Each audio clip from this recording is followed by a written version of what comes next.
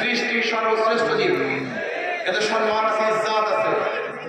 কিন্তু আমরা কি দেখি, অনেক নেতারা কুকুরের সাথে ছবি তুলে তোলাকে নিজের আনন্দের বহিঃপ্রকাশ ঘটায়, কুকুরের সাথে ছবি তুলে পোস্ট করে, কিন্তু একজন নাপিতের কাঁধে হাত দিয়ে ছবি তুলতে লজ্জা পায়।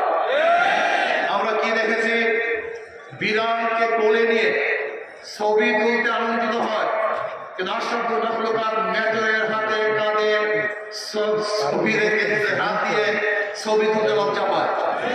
মানে মানুষকে ঘৃণা করে, কিন্তু কুকুরকে ঘৃণা করে না। নিজের হাতে কুকুরকে খাওয়িয়ে দেয়, কিন্তু আশরাফুল মাখলুকাতকে নিজের পাশে বসিয়ে খাওয়াতে লজ্জা পায়।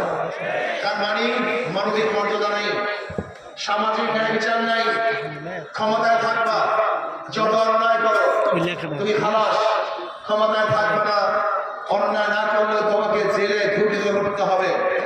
এর জন্য মানুষ আন্দোলন করে নাই, এদেশের মানুষ সংগ্রাম করে নাই। আমরা ব্যর্থ হয়েছিলাম। ৭২ সংবিধান রচিত হয়েছে, ৭৩ নির্বাচন হয়েছিল, ৭৫ নির্বাচন, যে নির্বাচন আওয়ামী লীগ ২৯৩ সিট পেয়েছিল, পথক করে শেখ দুনিয়া থেকে বিদায় হলেন।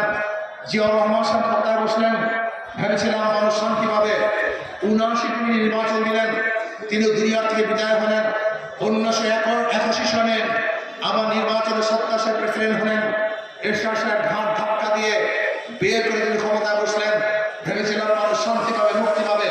তিনিও ১৯৮৬ সনে নির্বাচন দিয়েছিলেন, ৫৫ নির্বাচন, ভেবেছিলাম মানুষ শান্তি পাবে, মুক্তি পাবে। কিন্তু আন্দোলন সংগ্রামের প্রেক্ষিতে তিনি অবসর নিতে বাধ্য হয়েছিলেন।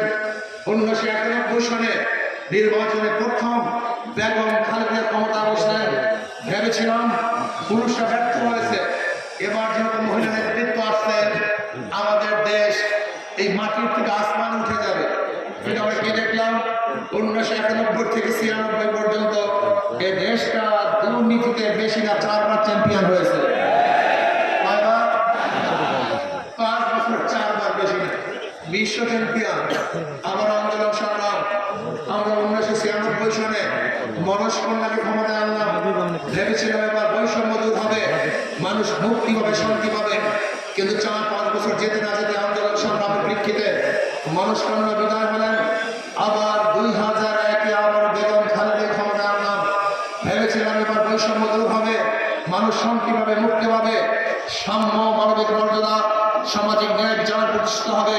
কিন্তু ৪-৫ বছর যেতে না যেতে আবার আন্দোলন, আবার সংগ্রাম, মাঝখান থেকে বেড়াতে থাকা মাইনুদ্দিন ফখরুদ্দিন